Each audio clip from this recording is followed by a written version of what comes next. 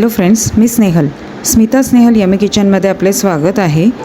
कापसासारखी मऊ आणि टम्म फुगलेली अशी गुबगुबीत मँगो पुरणपोळी आज आपण बघणार आहोत. ही पुरणपोळी खायला अतिशय छान अशी चविष्ट लागते. चला तर मग रेसिपीला सुरुवात करूया.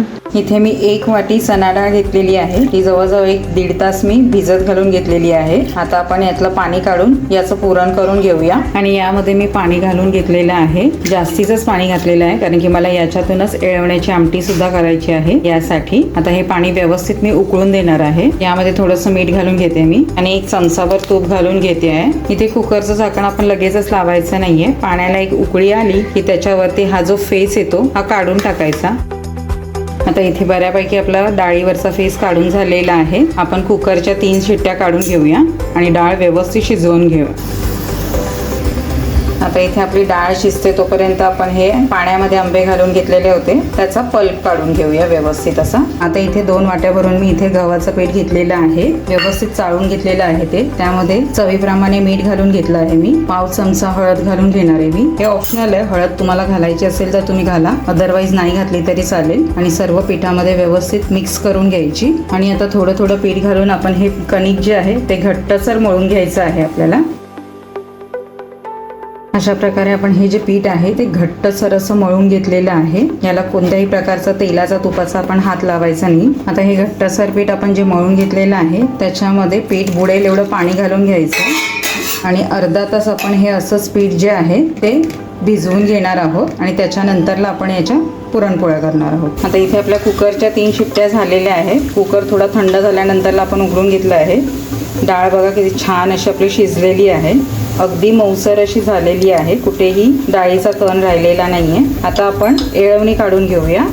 इथे मी एक टोप घेतलेला आहे आणि त्याच्यावरती ही पुरणाची जाळण ठेवली आहे आणि याच्यावरती आपण ही डाळ जी आहे ती व्यवस्थित अशी काढून घ्यायचं, म्हणजे त्यातलं जे पाणी आहे ते सर्व टोपामध्ये पडेल आणि त्याची आपण कटाची आमटी किंवा येळवणीची आमटी असं म्हणतो ती आपण करून घ्यायची आहे. व्यवस्थित डाळीतलं सर्व पाणी जे आहे ते निथळून द्यायचं आहे. आधी आपण एक 10 ते 15 मिनिटं आपण अशीच ठेवायची ही डाळ. आता इथे आपली डाळ जी आहे पूर्ण त्यातलं पाणी निथळलेलं आहे. आता आपण ती एका कढईमध्ये काढून घेऊया आणि आता त्याच्यामध्ये आपण 1 वाटी हा चिरून घेतलेला गूळ घालते आहे मी. पण व्यवस्थित असा मिक्स करून घेऊया आपण.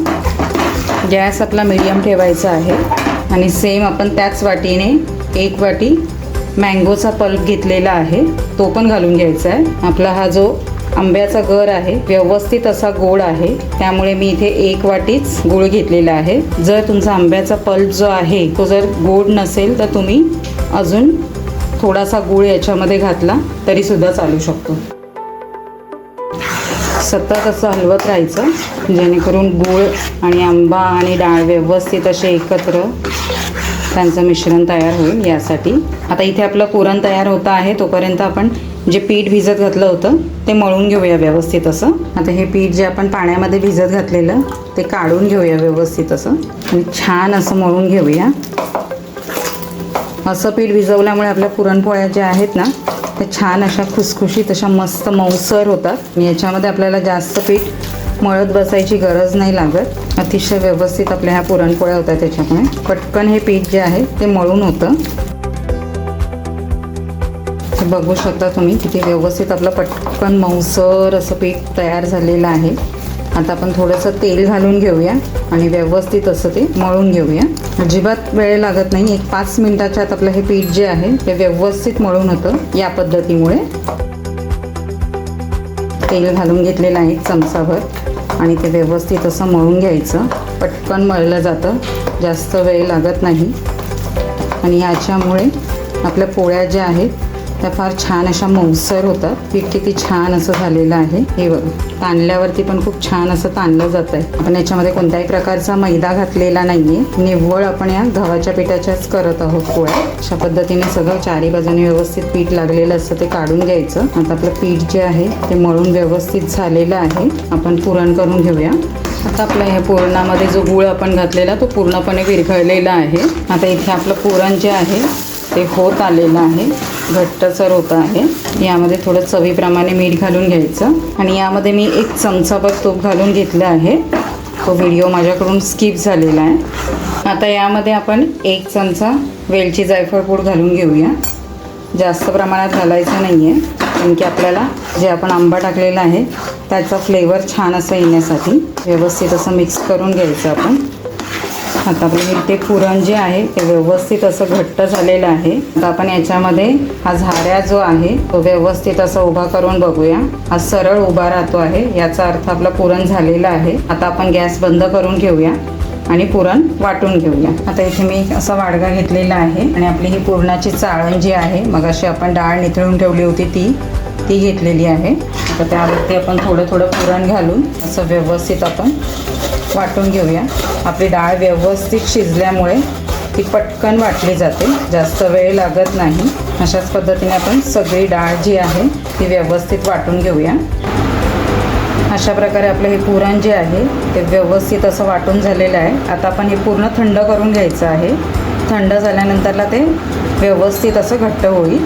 आता इथे आपलं पुरण जे आहे थंड झालेलं आहे. बघा तुम्ही किती व्यवस्थित असं घट्ट झालेलं आहे. त्याचा मी एक गोळा करून घेतलेला आहे आणि आपलं जे पीठ आहे त्याचा एक गोळा काढून घेते मी. सुक्कं पीठ घेऊन व्यवस्थित असा गोळा करून घ्यायचा.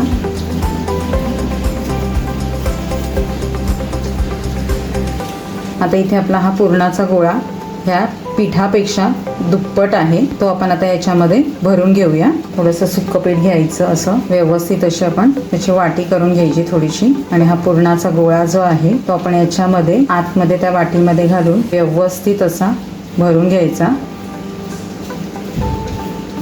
पुरण जर आपल्याला हाताला चिकट वाटत असेल तर थोडासा पिठाचा हात त्याच्यामध्ये बुडवून घ्यायचा आणि व्यवस्थित असं आपण हे उंडा जो आहे तो व्यवस्थित आपण भरून घ्यायचा. असा व्यवस्थित आपण चारी बाजूने आपण हा असा गोल गोल करत भरून घ्यायचा आणि एक्स्ट्रा पीठ आलेलं असेल ते असं काढून घ्यायचं. आणि हा गोळा जो आहे तो व्यवस्थित असं आपण हातावरतीच फ्लॅट करून घ्यायचा, थोडंसं आपलं सुक्कं पीठ लावून अशा पद्धतीने, जेणेकरून पुरण जे आहे ते चारी बाजूने पसरतं आपलं काटापर्यंत, यासाठी. आता आपण पुरणपोळी लाटून घेऊया. आता इथे मी पोळपाट घेतलेला आहे, त्याला मी कॉटनचा कपडा जो आहे तो व्यवस्थित असा बांधून घेतला आहे, जेणेकरून आपली पोळी जी आहे ती पोळपाटाला चिकटणार नाही यासाठी, आणि छान अशी गोल गरगरीत आपल्याला याच्यावरती लाटता येते. तर आता आपण पीठ लावून घेतलेलं आहे.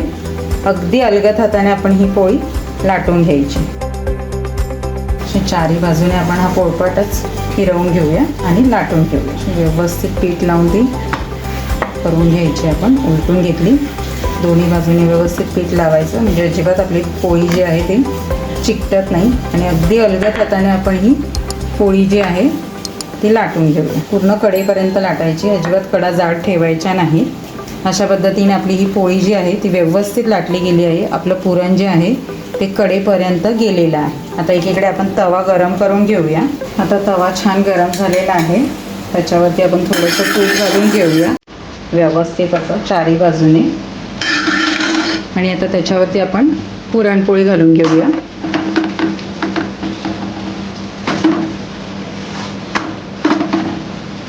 आपण दोन्ही बाजूने तूप लावून घ्यायचं आहे. पोळी बघा अशी छान अशी टम्म फुगायला लागली आपली. बघा किती सुंदर अशी आपली पोळी टम्म फुगलेली आहे.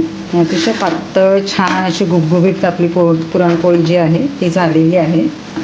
पुरणपोळी जी आहे ती जास्त उलटपलट करायची नाही, 2 ते 3 वेळा उलटून ती भाजली जाते. आपली दोन्ही बाजूनी पोळी छान भाजलेली आहे, आपण काढून घेऊया.